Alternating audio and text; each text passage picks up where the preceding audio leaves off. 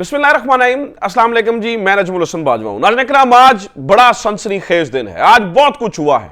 Number one तो शहबाज शरीफ साहब ने अपनी शिकस्त तस्लीम कर ली है और दुनिया भर के सामने अपनी शिकस्त तस्लीम कर ली है। अब उनका जाना ठहर गया है। ठीक है, वो अपनी मुद्दत मुकम्मल करके शायद चले जाएं, लेकिन उससे पहले पहले उनके ऊपर अब इस्तीफे और नाअहली का भी दबाव है। मतलब ये भी हो सकता है कि उनकी मुद्दत मुकम्मल होने से पहले पहले इस्तीफे या और ज्यादातर चांसेस जो है ना वो नाअहली के भी बढ़ गए हैं। तो आज उन्होंने अपनी शिकस्त कैसे तस्लीम की, नंबर वन।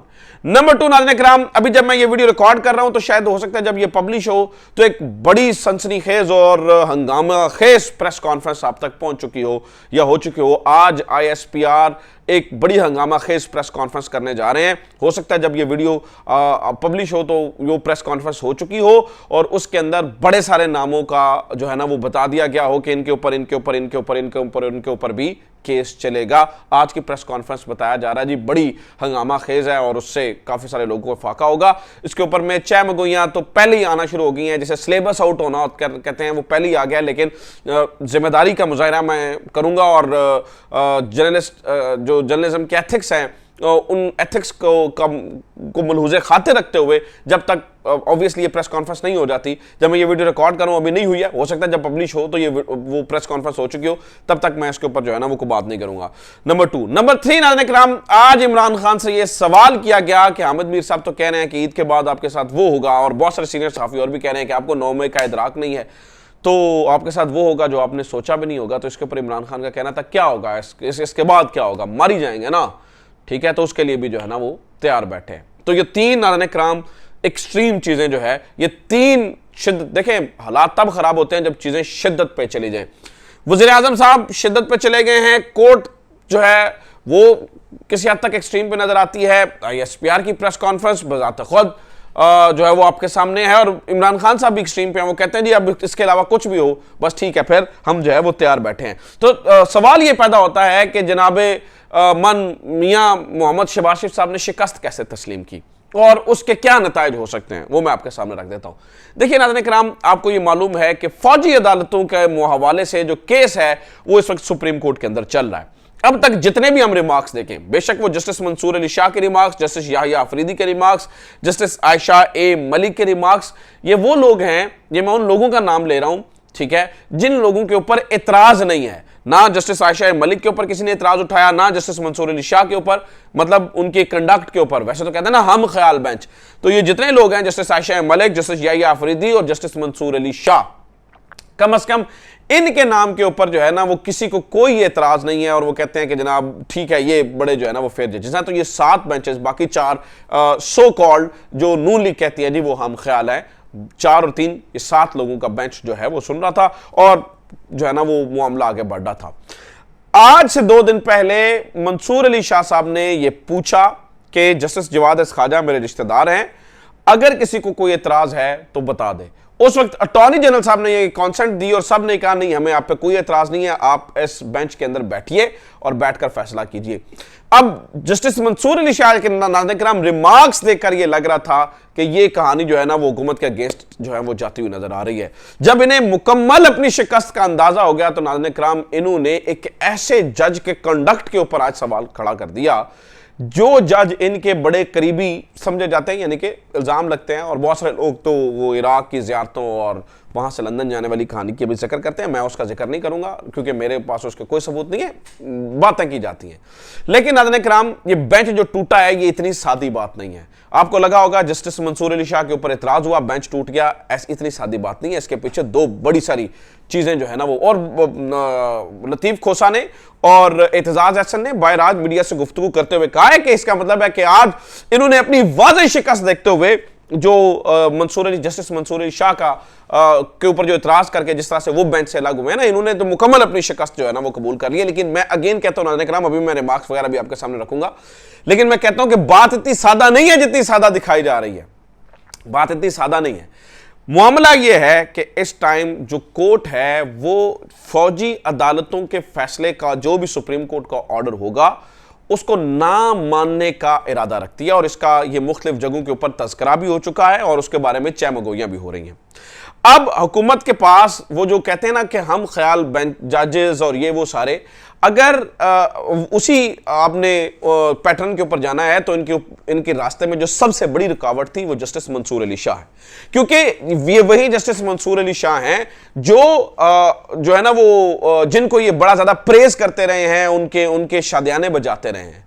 अब इन्हें ये लगता था कि अगर इन्हें पहले लगा कि जस्टिस मंसूर अली शाह अगर बेंच में बैठे हैं तो ये थोड़ी सी अलग बात करेंगे, ठीक है, थोड़ी सी अलग बात करेंगे और इख्तलाफी नोट देंगे, तो हम जस्टिस मंसूर अली शाह और जस्टिस याहिया अफरीदी ये दो अगर इख्तलाफी नोट दे दें तो हम फिर 4-3 और वो कहानी बना देंगे और हम कहेंगे कि देखें justice Qazi Faez Isa, justice Tariq Masood, justice Mansoor Ali Shah, justice Yahya Afridi ये तो अलग बात कर रहे हैं और बीच में से कोई एक जज इधर उधर हो जाता है तो हमारा केस मजबूत हो जाएगा और हम कहेंगे देखें हम ख्याल बेंच जो है ना वो ये करना चाहता है। जब नाज़रीन किराम इन्हें लगा कि मंसूर अली शाह तो और बात कर रहे हैं तो फिर इन्हें जो है ना वो हड़फली पड़ गई। इन्होंने नाज़रीन किराम अदालती नज़ीरों से हटते हुए कोर्ट के अंदर अपनी शिकस्त तस्लीम, ये शिकस्त तस्लीम किया। आज शहबाज शरीफ साहब ने ये शिकस्त तस्लीम किया, उन्हें पता लग गया कि ये फैसला जो है ना वो मेरे खिलाफ आ रहा है, तो इन्होंने मंसूर अली शाह साहब के कंडक्ट के ऊपर जो है वो सवाल उठाया और इन्होंने कहा कि जनाब हमें उनके वो रिश्तेदार हैं तो मुझे ये हदायत मिली है कि वो इस बेंच के अंदर ना बैठें, शायद दोबारा से जो है ना वो ये किसी तनासुब के अंदर जाना चलें। लेकिन इस दफा मामला गड़बड़ है क्योंकि चीफ जस्टिस साहब ने एक रिमार्क्स दिए हैं कि हमारे हाथ में छड़ी नहीं लेकिन इखलाकी जवाज है। बहुत सारे लोगों के हाथ में छड़ी है लेकिन उनके पास इखलाकी जवाज नहीं है ताकत के इस्तेमाल का। अब जब ये इतने एक्सट्रीम के ऊपर चले गए हैं और अभी तो जितनी भी जो है ना मैं कहता हूं कि कानून की बेइज्जती हो रही है या सुप्रीम कोर्ट की बेइज्जती हो रही है या सुप्रीम कोर्ट की बातें नहीं मानी जा रही हैं, सुप्रीम कोर्ट का जो भी मामला हो रहा है नाज़रीन किराम, मैं तो उसमें डायरेक्टली कल्प्रेट, मैं यही लफ्ज इस्तेमाल कर सकता हूं कि मुझे लगता है कि कसूर हमारे जजेस का है। इन्हें जो है ना वो ये एक कदम पीछे हटने का है, सुलह सफाई का है।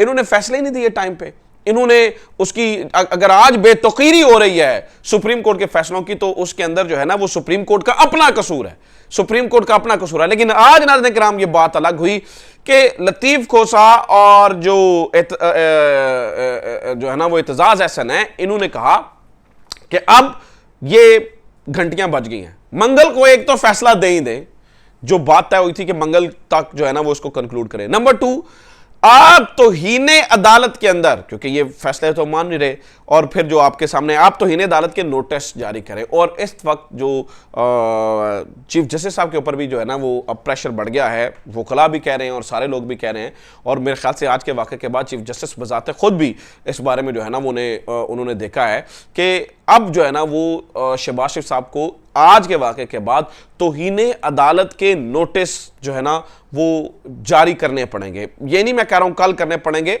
परसों करने पड़ेंगे, लेकिन वो जो मेन फैसला है वो जो 14 मई वाला है उस फैसले को देके अब शहबाज शरीफ साहब को तौहीन, तो ये ऐन मुमकिन है, ठीक है। और फिर एतजाज एहसन ने तो अब ये आज ये भी कहा है कि आपको उसको इंप्लीमेंट करवाने की जरूरत नहीं है, अवाम बजाते खुद इंप्लीमेंट करवा लेंगे। ये एतजाज एहसन कह रहे हैं, उन्होंने कहा कि जनाब आप ये फैसला दीजिए और ना सिर्फ तौहीने अदालत का जो है ना वो वर्डिक्ट दें, तौहीने अदालत का नोटिस दें, बल्कि आप इनको तौहीने अदालत के अंदर नाअहल भी करें और फिर देखिए कि ये पूरी की पूरी काबीना को नाअहल कर दीजिए।